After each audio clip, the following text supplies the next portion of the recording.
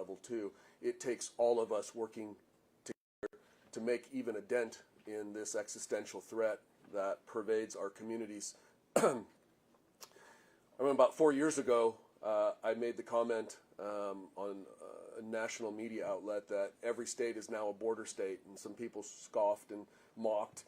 And what all of these people standing here knew then is even more true now because of the prevalence of the cartel and the drugs that are flowing across our borders. And it truly takes each and every one of the dedicated professionals that we have in our offices at the federal level, at the state level, at the county, city, tribal level, all working together. I know in Utah, the state, there's often tension between the state and federal agencies and the federal government. Well, I'm proud to say that when it comes to fighting drugs and working with the DEA, that's the opposite. Here we have, and have for a long time, had tremendous working relationships and partnerships. Two of our best lawyers that we have in the AG's office, Ryan Holton, Kelsey Young, who are here today with us, they are HIDTA prosecutors that we're proud to deploy and work with the DEA. We have the privilege of supporting them in their investigations with many of our special agent assets. And then on the education and policy side, DEA has been tremendous at being a loud, strong voice to wake people up around the country and here in our communities in Utah to the threat that exists, which is a clear and present danger. I'm very proud of the work they've done on their Take Back program. It's one of their signature programs, and every year they do better and better. It's encouraging on one hand, just like Trina said, that we're able to recover so much, pull so many drugs off of the streets, which equates to saving a lot of lives. At the same time, it's sobering and staggering that there are that many drugs in our community. So want to repeat many of the things that Trina said, but don't want to be redundant. You all know the statistics. I don't need to ruin your morning again, trying to describe the devastation, the absolute carnage that these drugs have caused to our people and our communities in Utah. But since I came into office in 2013 until I finish at the end of this year, our office will continue to do everything that we can to support this partnership with DEA.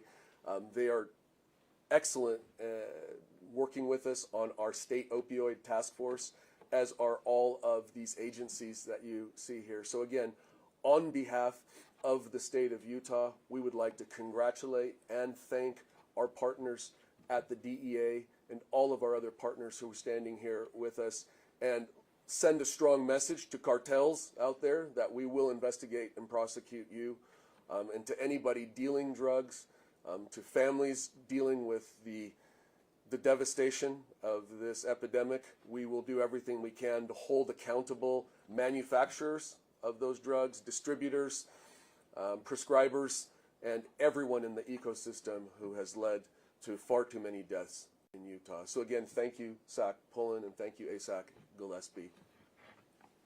Thank you, sir. We're happy to take a few questions if you have some.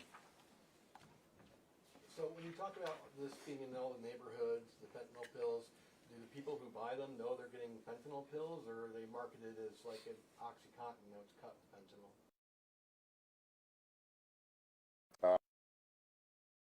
Take a close look at these pills, right? They look like something you get from your pharmacist. So if you're a college kid and you've got a broken arm, and your friend says, I know you're in pain, let me just give you a pill, it's going to look like one of those blue ones. And if you went to the pharmacist and got an OxyContin, it would look identical to it. So many times we're finding that young people, especially, I told you 18 to 45, that's the #1 leading cause of death in the United States.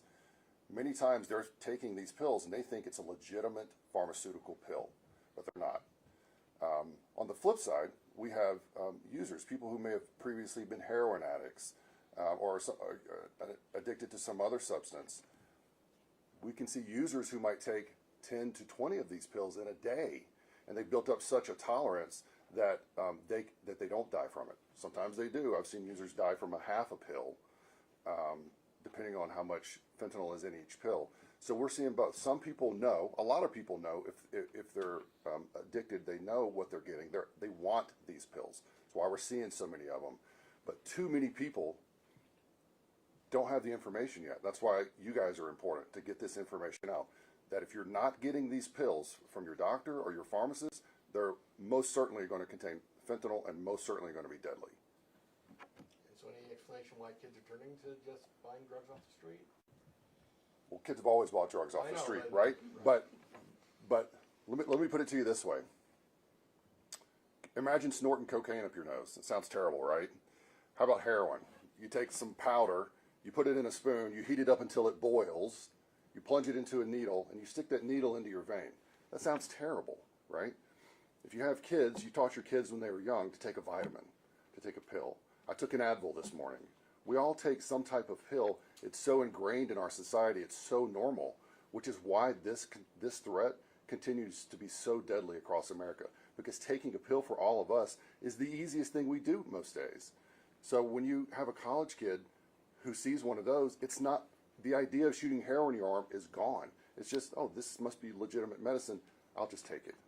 John, can you talk about the online aspect of that too? Absolutely. The Shamo case is a good example. Yeah, so, and that's a great point. Most of the time we're finding that kids, teenagers and young adults are obtaining this by social media. You know, they're not going to some bad part of town to buy these pills. They get on social media apps. There's apps where you can get connected to somebody.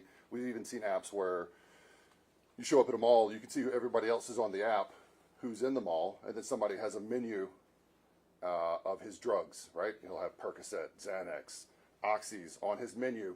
Come by, and these are the prices. They're all illicit. They're all fake, and they all almost certainly contain fentanyl. And you can just go on that app. You can meet the guy in the food court, and you can pay him through Cash App or some other means digitally, and you never have to go into a bad part of town. And it, like I said before, it crosses every socioeconomic, gender, and racial lines. It doesn't matter who you are or where you live. You can be caught up in this. How is this fentanyl usually seized? Is there a pattern that you're seeing, or is it what are some methods? Tons of investigative resources are expended in taking these pills off the street. All the men and women behind me are involved in that. This is certainly not a DEA alone issue. We are all in this together, and I can tell you we are laser focused on getting these pills off the street. I won't get into every technique, but you can be assured that every asset and resource that is afforded to my agency and to these agencies is being used. We do undercover work. We do work from a technology perspective, and I won't go into what that means, but we use planes and drones and troopers on the road. We get information from sources across the country to find out if fentanyl is coming into Utah and try to interdict it that way. And on the DEA's part, we're in 69 cities around the world, and we identify movement of chemicals and fentanyl into the United States and try to stop it before it ever gets to Utah. Is there a part of the state you're seeing a lot of this seizures in the last year? I think between St. George and Salt Lake City is where you're going to see it, but St. George is on the corridor, right? So you're going to see a lot coming up out of LA, up 15 into Utah. That's a big pathway from the Sinaloa cartel, sort of controls the pathways into Southern California, comes up through LA, up the interstates here. But obviously in the big cities is where you see the most of it, but no community is immune to it. It's all over the state. And you mentioned the price. The more fentanyl that comes in the state, I imagine the price goes down. Yes, that's correct. And that's why you can see we could get $5 to $6 per pill. If you were just going to buy one pill on the streets of Salt Lake City, it might be $5 or $6. You go down to Phoenix, you can get that same pill for $2. And like last year, how much did it cost per pill roughly? Dustin, you have a number on that? Yeah, I'd say in the last 24 months, the last couple of years, prices have dropped from $12 or $13 a pill down to 5 or 6. Yeah. Any other questions? Thank you all for coming. Thank you to all of you for being here today. Please feel free to get shots of the seizures, sac pollen, and depending on